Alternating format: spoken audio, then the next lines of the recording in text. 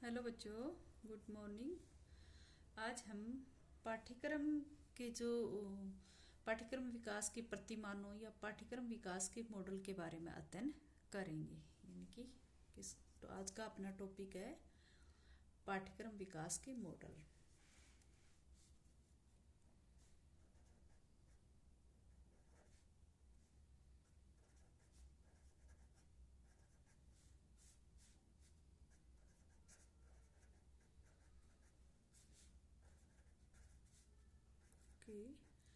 Model या इसको प्रतिमान भी कह सकते हैं।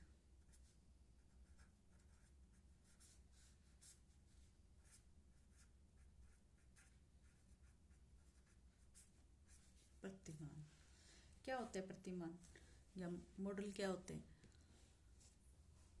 जो हमारी शिक्षा है उसके कुछ अपने उद्देश्य होते हैं और शैक्षिक उद्देश्यों की प्राप्ति के लिए एक अच्छे पाठ्यक्रम की योजना का होना अत्यंत महत्वपूर्ण है। आप सभी जानते हो, जितना पाठ्यक्रम की योजना जो जितनी अच्छी होगी, शिक्षण अधिगम उतना ही अच्छा होगा।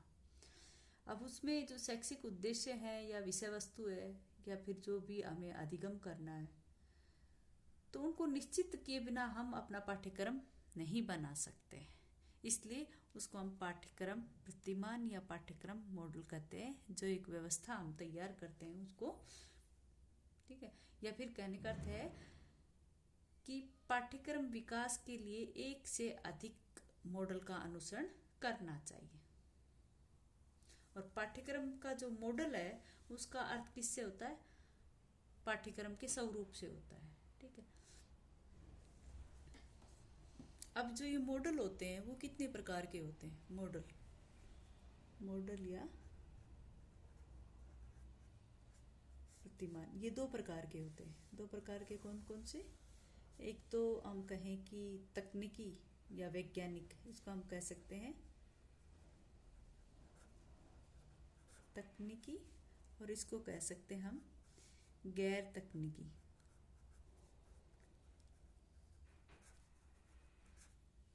या फिर हम इसको ये तकनीकी या गैर तकनीकी, या फिर हम इसको वैज्ञानिक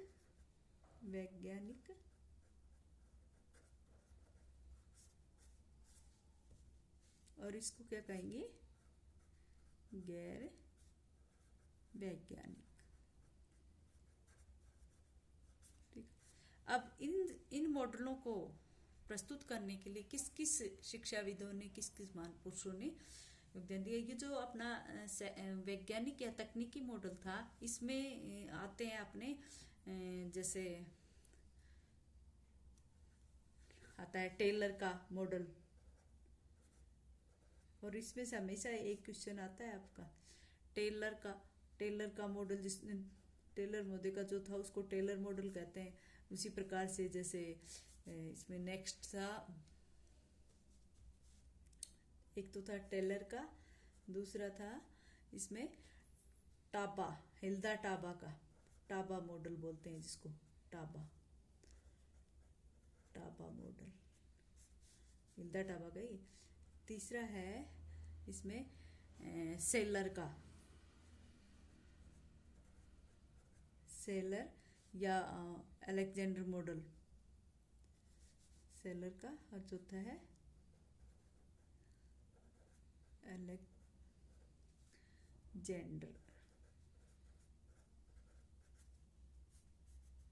मॉडल। इन सबके पीछे मॉडल लगता है, ये भी मॉडल। नेक्स्ट है हनफिश मॉडल।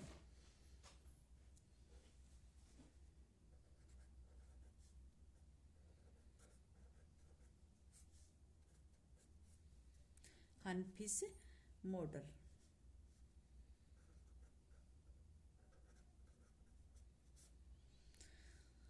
एक आता है इसमें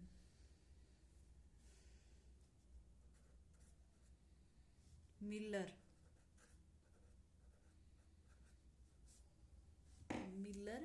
या एवं सेलर मॉडल। नेक्स्ट इसमें आता है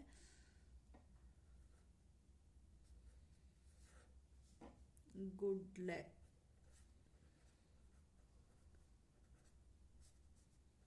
मॉडल। ये सारे थे वैज्ञानिक या तकनीकी मॉडल। ठीक है, अब आते हैं वैज्ञानिक या गैर तकनीकी में किस किस के मॉडल आते हैं।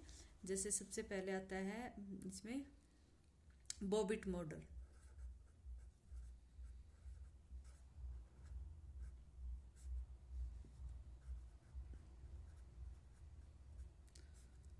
बॉबिट यानी कि फ्रैंकलिन बॉबिट का मॉडल है, जिसको बॉबिट मॉडल के नाम से जाना जाता है। ठीक है, एक आता है इसमें जैक्सन। दूसरा जो मॉडल है वो है जैक्सन मॉडल। तीसरा मॉडल इसमें आता है बर्नस्टीन।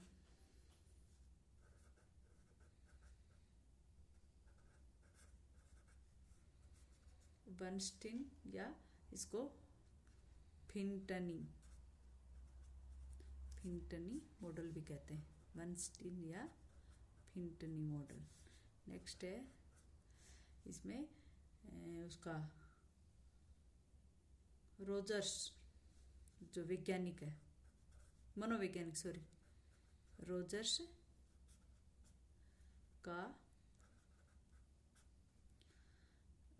का अंतःवैयक्तिक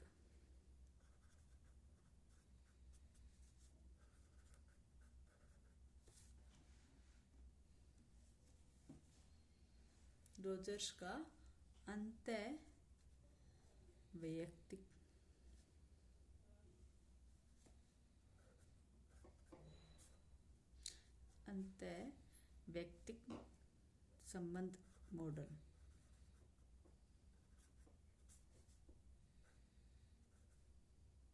अंतःवैयक्तिक संबंध मॉडल। ठीक है, एक आता है इसमें मुक्त कक्षा मॉडल।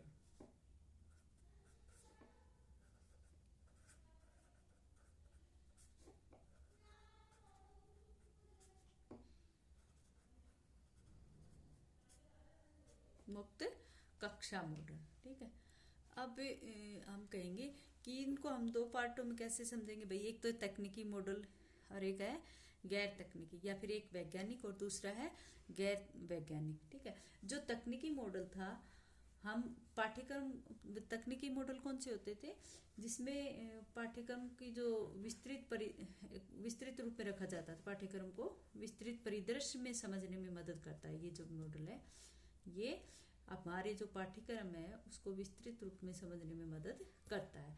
इसके फलस्वरूप हम कह सकते हैं कि पाठ्यक्रम को की जो विभिन्न तत्वों वाली जटिल इकाई के रूप में देख सकते हैं, जिसके विभिन्न तत्व परस्पर मिलकर उनको अपने उद्देश्यों को पूर्ति करने के लिए व्यक्तियों को शिक्षा देता है, वो तकनीकी मॉडल कहलाता है।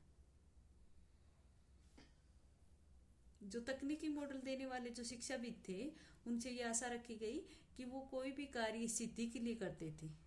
भौतिक और तार्किक उपागम का प्रयोग कर रहे थे ना, वो अब किसी भी कार्य की सिद्धि के लिए करते थे। तकनीकी जो मॉडल था उसके समर्थकों का विश्वास था कि जो पाठ्यक्रम का नियोजन किया जाता है वो विभिन्न प्रक्रियाओं को विविध रूपों में देखा जाए, या फिर उनको विविध रूपरेखा बनाकर उसको प्रेजेंट करे, जिससे पाठ्यक्रम का निर्माण उस तरह से किया जा सके। ठीक है, उसी प्रकार जैसे गैर तकनीकी वाले मॉडल वाले थे, वो ये शिक्षार्थियों की प्राथमिकता रखते थे। जो गैर तकनीकी या गैर वैज्ञानिक मॉडल वाले थे, उन्होंने शिक्षार्थियों को प्राथमिकता दी। पाठ्यक्रम में उन्होंने शिक्षार्थियों को, विद्यार्थियों को महत्व दिया और उन्हीं की जरूरतों को प्रत्यक्षीकरण के लिए उन्होंने इन मॉडलों को अधिक प्रयोग में लिया।